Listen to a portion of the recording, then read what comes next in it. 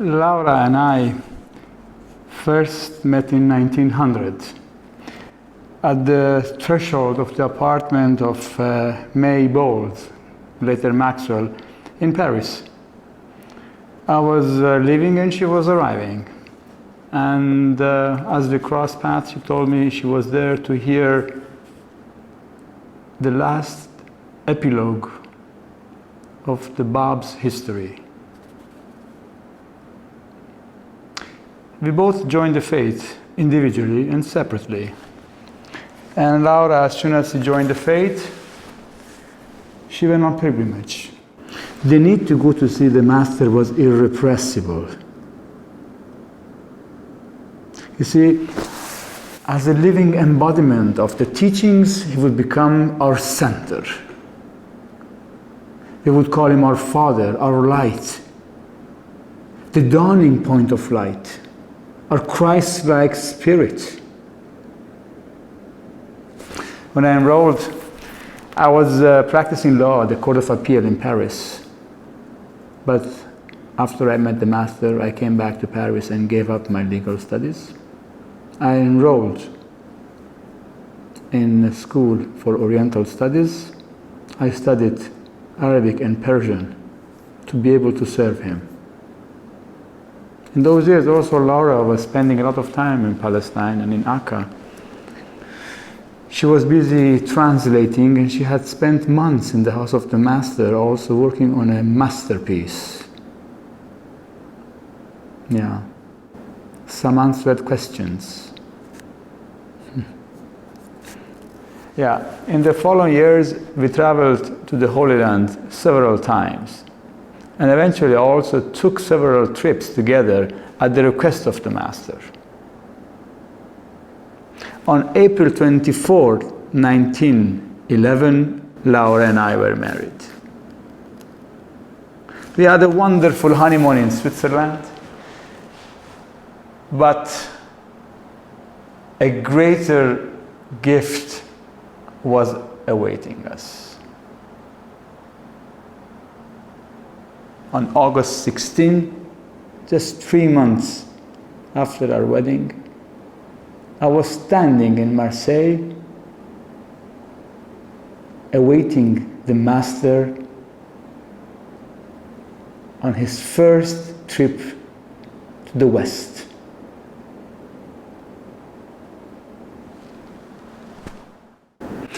I was there as his ship, L'Orénoque, docked from Alexandria. How long had we awaited for this moment? Abdu'l-Bahá in Europe. But what about him? What would be going through the Master's mind? He was free at last to travel after so many years of banishment, imprisonment, and suffering. One could not imagine, it was beyond our imagination. But one evening in Paris, Abdu'l-Bahá gave us a glimpse of his thoughts about this trip. One day, coming home from the house of Monsieur Dreyfus, I was very tired, but I could not sleep. I lay awake thinking, oh God, here I am in Paris. What is Paris? Who am I? Never did I dream that from the darkness of my prison, I should be able to come to you. Though, when they read to me my sentence, I did not believe it.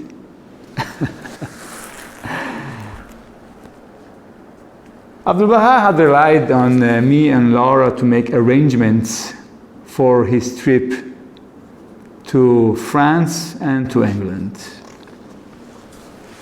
In Marseille, he stayed a few days at the Grand Hotel de Louvre et de la Paix at 53 La Cambière near the port. The hotel had a correspondence room, and he used his time to write to several people, among whom Mason Ramey and Major Tudor Paul. On August the 20th, from Marseille, we took the train to Geneva. From Geneva, we took a boat to Lake Leman. The master delighted in these surroundings of the lake, the swans, the scenery. The boat ride was on boats operated by the CGN company that still operates the same boats on Lake Leman. These were beautiful boats, like the Vevey, l'Italie, la Suisse, the Montreux, delightful boats that boasted extraordinary workmanship and state-of-the-art technology, like the first paddle wheel with diesel propulsion and electric shift. When we arrived with the master at the Débarcadère in Thonon, Laura was waiting for us. The master would spend the next 9 days in Thonon at the Hotel du Parc. Hotel du Parc. You can still see the majestic white building as a vestige of the Belle Époque on the shores of Lake Leman.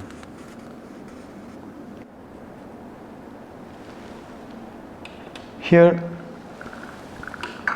the master received many guests. I remember Anne Boylan had come from New York to see the master. And on that occasion, the master had told her that the Shrine of the Bab was the fulfillment of the prophecy, the biblical prophecy, that the Lord had come to rebuild the temple that had been torn down. He also told her that the Shrine of the Bab and the Shrine of Baha'u'llah would be considered the first two Ma'shar al-Askars. Also, Horace Hawley came from Italy with his wife and his young child. A few friends from Ashgabat were there, the Ahmadov were there, Tamaddun al-Mulk from London. There were two ladies coming from New York that were traveling to Tehran, and they had decided to stop to see the master. They were going to the Tarbiyat school for girls as teachers. But then there was one more special guest. See, Juliet Thompson had arrived in London on the 25th of July on that year, just a month before, on board the Lusitania. She had come to London at the request of the master because he wanted her to accompany him on his trip in London. As she was impatiently awaiting the master to arrive in London, she received a telegram. The master sent her a telegram on August 22nd, addressed to Thompson, 5 Sinclair Road, London. Come here, Hotel Park. Signed, Abdu'l-Bahá. 4 words. Come here, Hotel Park, and she was on the next train to Geneva.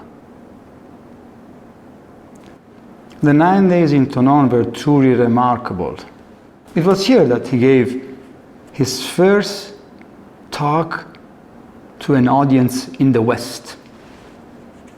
The talk was about the oneness of mankind and progressive revelation. The talk was in Arabic and was later published in the major Egyptian newspaper, El Ahram. And about the surroundings, we strolled around the grounds, surrounded by towering mountains. He was so enchanted by the surroundings. How often you would see him run excitingly towards a waterfall or towards a gorge and reflect on its beauty. How often you would see him run towards a cliff and stand in deep contemplation. Seeing him like that, the words of the Guardian come to mind. He said, "Who knows what thoughts flooded the heart of Abdu'l-Bahá? Who knows what thoughts run uppermost in his mind?" One day, he did share one of his thoughts. Looking at the river and the mountains, he said, "May God have mercy upon the tyrants that kept Baha'u'llah captive for 40 years. These surroundings were loved by him. And as for mercy and forgiveness, he himself gave us an example while in Tonon. One day, as the master was pacing in the terrace of Hotel du Parc, I saw Mirza Masud Sultan, the oldest son of Nasreddin Shah, step into the same terrace. I knew him from Persia. I had visited him in his tent while he was on a hunting trip. As the oldest son of Nasreddin Shah, he would have succeeded him to the throne, but because his mother was not of royal blood, he fell into disgrace, and he was in voluntary exile in Geneva. He had come to Tonon for a few hours, and he just stepped into the Hotel du Parc.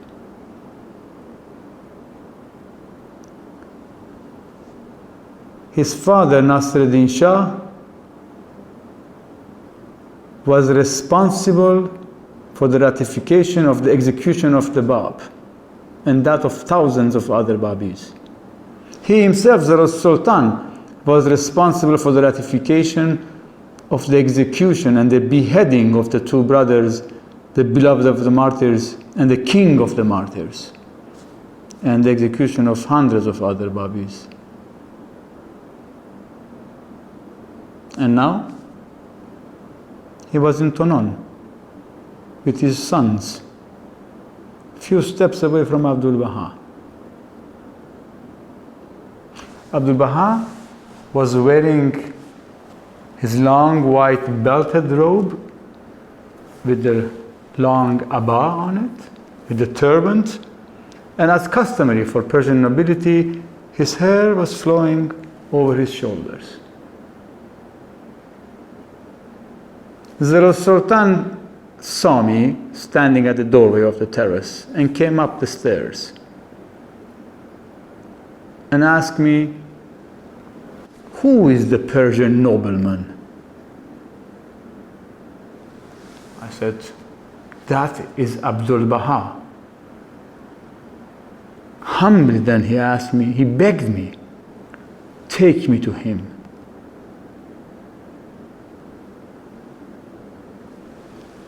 You should have seen the brute mumbling his miserable excuses. But then Abdu'l-Bahá took him into his arms and said, "Those things are of the past. Never think of them again." And then he asked Zara Sultan to bring his sons to spend the day with him. Mirza Bahram came to have lunch with Abdu'l-Bahá. And as Juliet described him, he was a beautiful boy, but with no manners. After lunch, assuming his royal privileges, he stalked out of the room ahead of Laura and Juliet. although Abdu'l-Bahá had insisted that ladies go first. Abdu'l-Bahá turned to Juliet to comfort her and said in Persian, Mirza Bahram bad neist. Mirza Bahram is not bad.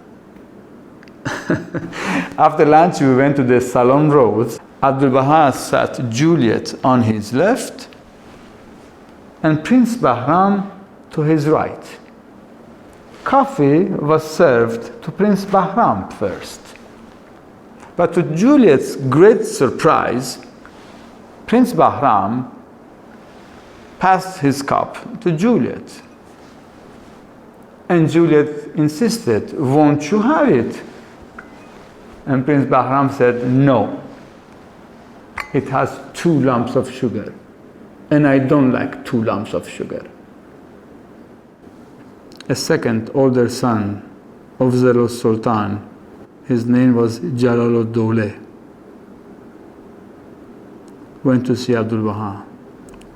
Jalal-ud-Dawla was responsible for the barbaric martyrdoms in Yazd of 1891 and 1903.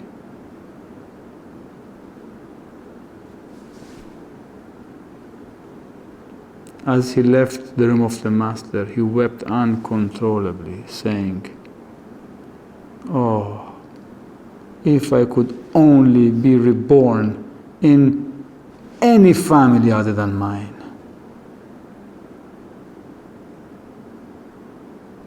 Two weeks later, he went to London to see Abdu'l-Bahá, to show full repentance, but also to declare his belief in Baha'u'llah.